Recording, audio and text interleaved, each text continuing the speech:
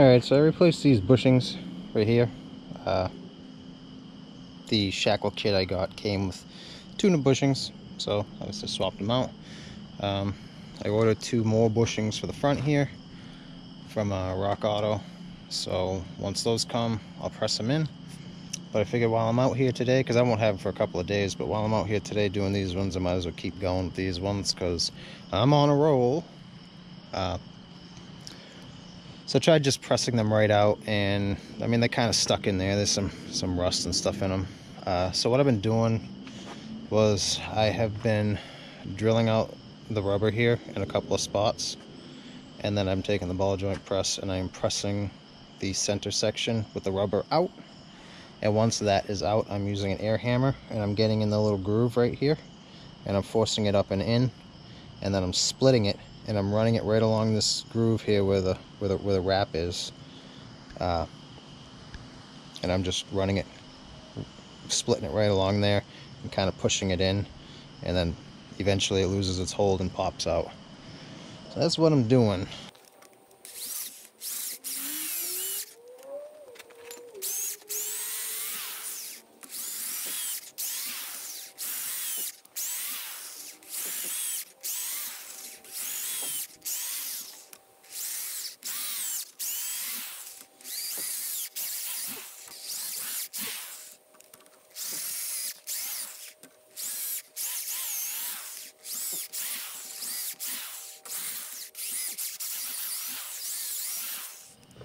Using this cup set that's a little bit bigger than the rubber section, and actually it's the one I've been using to press them in too, because it kind of catches that outside lip pretty well. And the inside, obviously I'm just running the whole driving thing up against the bushing there. So this here is the Giant Goliath Astro 78-100 ball joint press. It's supposed to alleviate some of the problems. It's supposed to be it's supposed to have 3 times the stroke length or throat area of a regular ball joint press.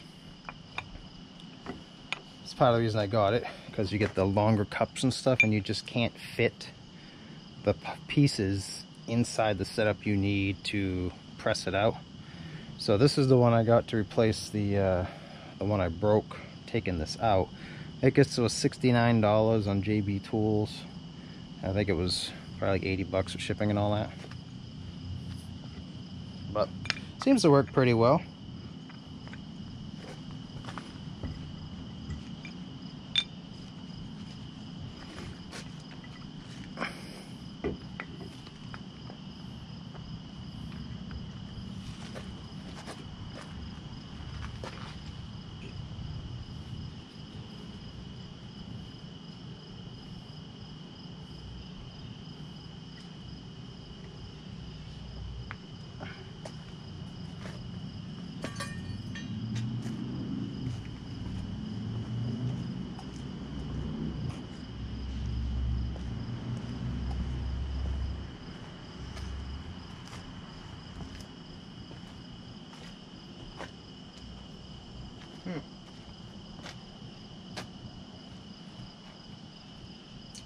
Can't find my ratchet.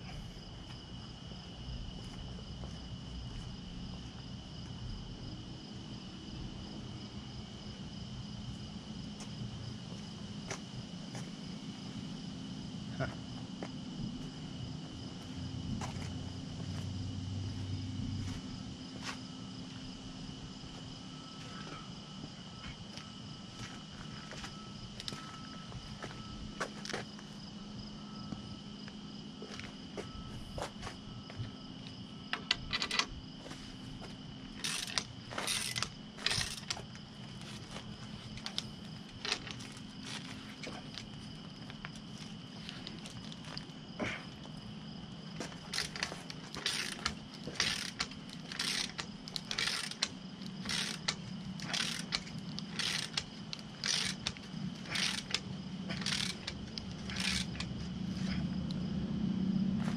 Alright, this one didn't come detached all the way.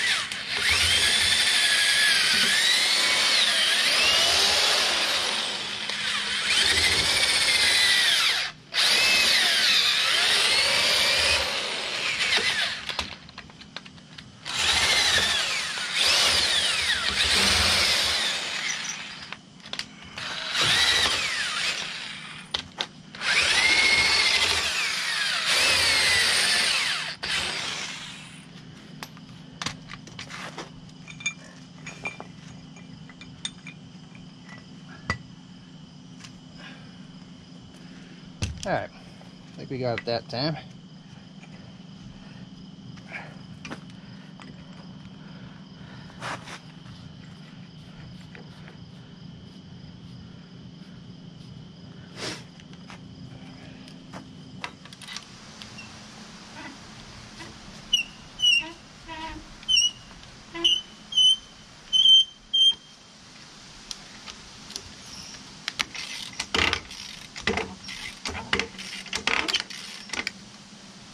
Alright.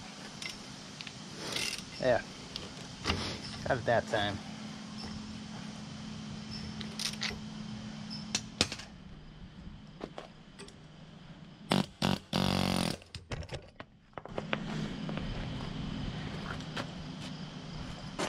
Is that the rubber was in better condition than this one. The other ones didn't take so much drilling to actually get this out. So I'm gonna run right along the seam right here where this groove is, because what holds the bushing in is this wrap. So the wrap's tight, and when you push the bushing in, it kind of opens up. So I'm gonna run right along this seam, and I'm gonna try to split it down the middle. I'm gonna poke it in and out.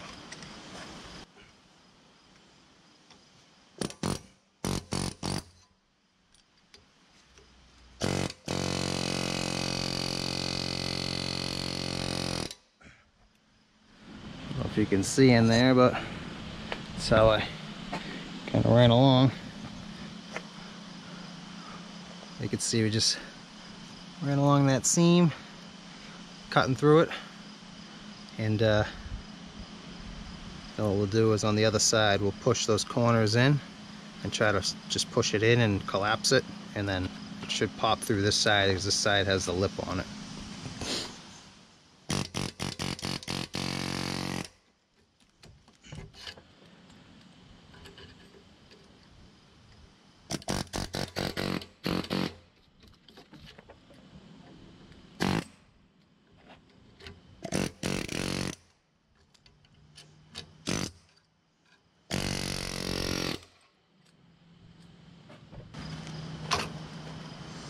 So that's how I get that out.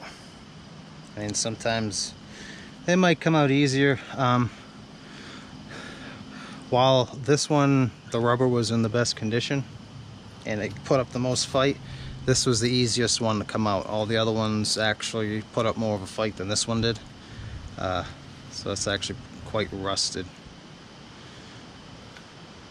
But anyway, so I'm gonna take a file. I'm gonna clean off all the chunky rust and stuff that might be in here, and then get ready to press in the new ones. So when they come, we'll come back to that. Alright, so I got my the bushings in the mail. Here's the part number, date and parts. It's actually the only ones that I could find aside from the factory ones. Let's say they were on Rock Auto. I think they were about $30 a piece. So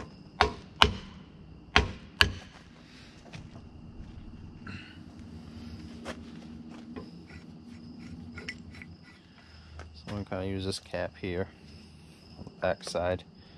Fits pretty well.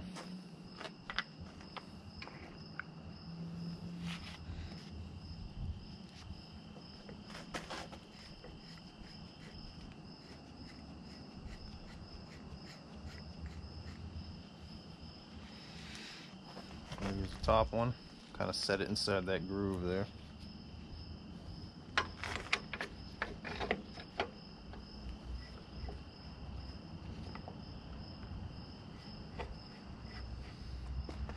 And put some Never Seas on here and drive it in.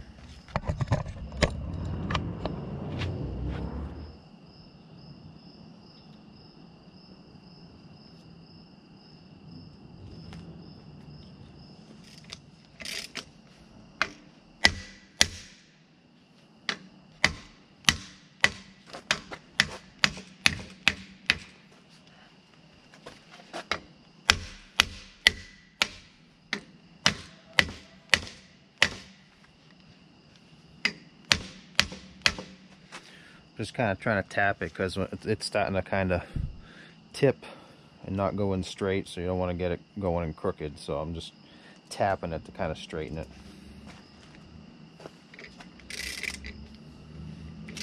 And also when you hit it, it gives it like a little bit of a shock, and it can cause it to pop. So if you get it so it's tight, and you give it a tap on there, it can shock it, and then it will slide if it gets hung up. Makes some beauty marks on your tools, but it helps it slide in there a little bit easier than it normally would. You don't have to force on the screw as much.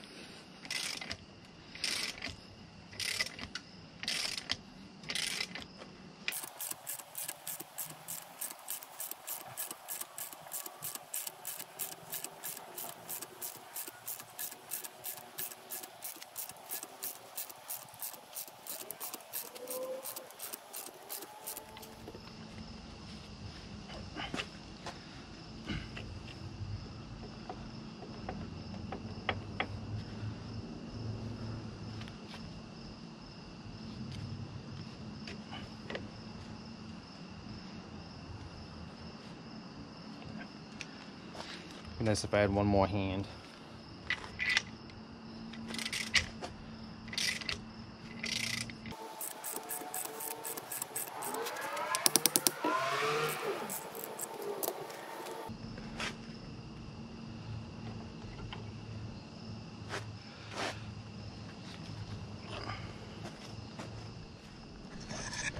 So that's that. Got that pushed in. I know I didn't give you guys a pretty good look at this frame after I painted it. Just kind of put a still frame in there. I just kind of kept slipping my mind, but it's kind of what it looks like all done.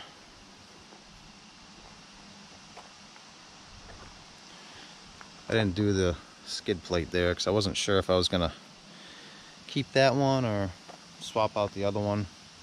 I think it fits manual and automatic. I think it just changes where the bracket is. This frame was from an automatic. You can see there's a mark there where the transmission mount was, but I used the rear one with the manual, so I'm pretty sure it'll work. I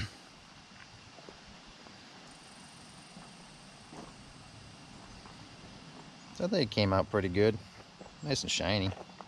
Looks brand new unless you get right up and look at it. You can see some of the spots where like the rust pitted it, but you're not gonna really do much about that except for cut it out and put something new in, and I ain't gonna do that. That's getting a little crazy. I've already gone a little overboard with it to begin with, so at some point you gotta say whoa. So what I'm gonna do is I'm gonna drag this off the back. I think I'm gonna try to hang it off the back of the trailer and put the axle in over here and hope that I don't scratch it up too much in doing it, and we'll see how it goes.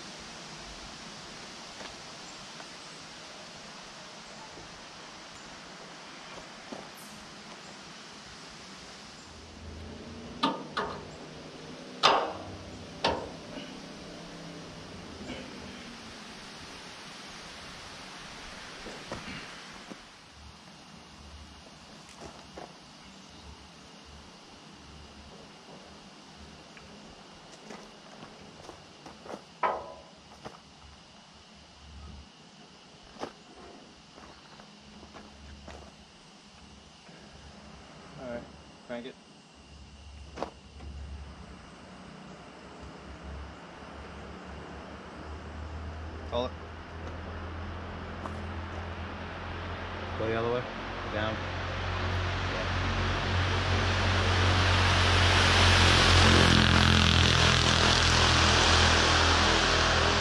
Alright.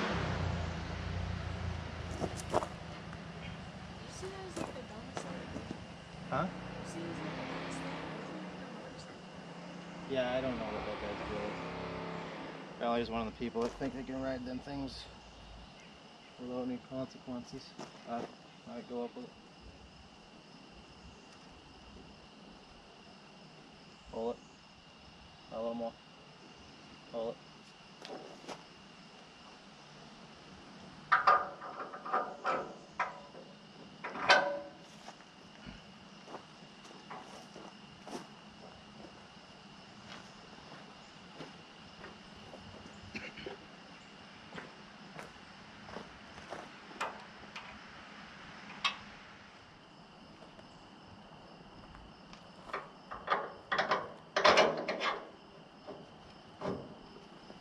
Alright, thank you.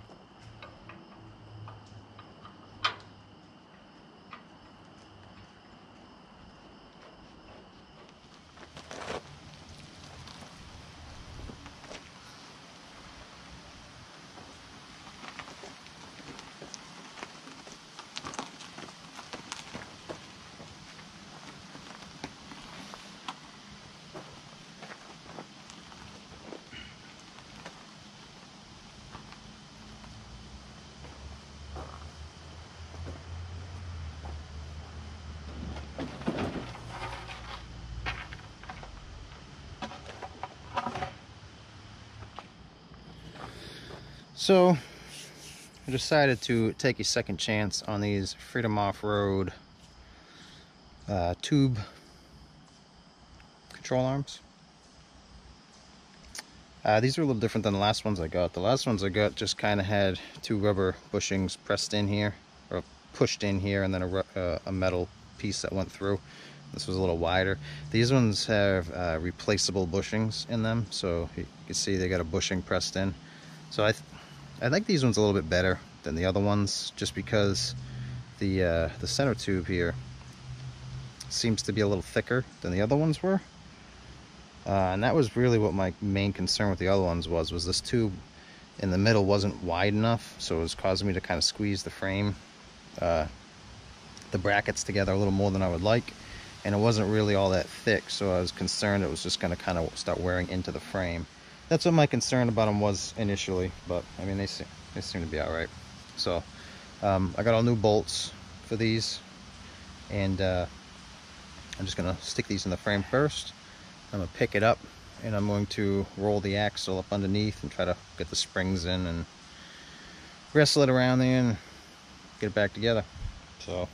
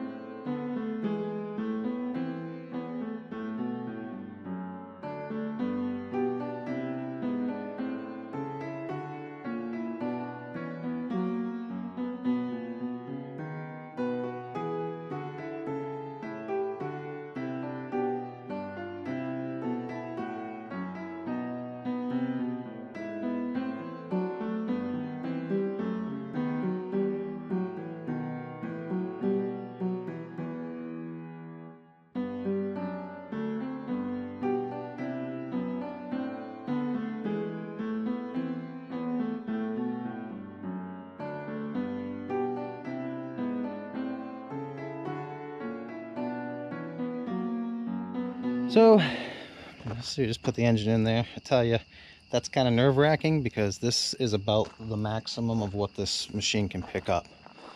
I kept the blade real low to the ground in case it decided to go. I would catch it. But yeah, trying to pick it up and walk with it. It's about the max. So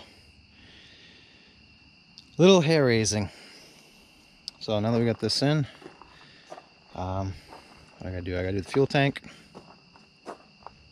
Obviously the rest of it, but this was the main big part. I guess the next main big part's gonna be the cab. I got the cab sitting on the old frame over there still.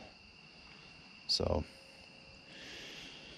yeah, probably do the brake lines, put the exhaust in and stuff like that. That would be easier now than with the cab on. But anyway, so that's that.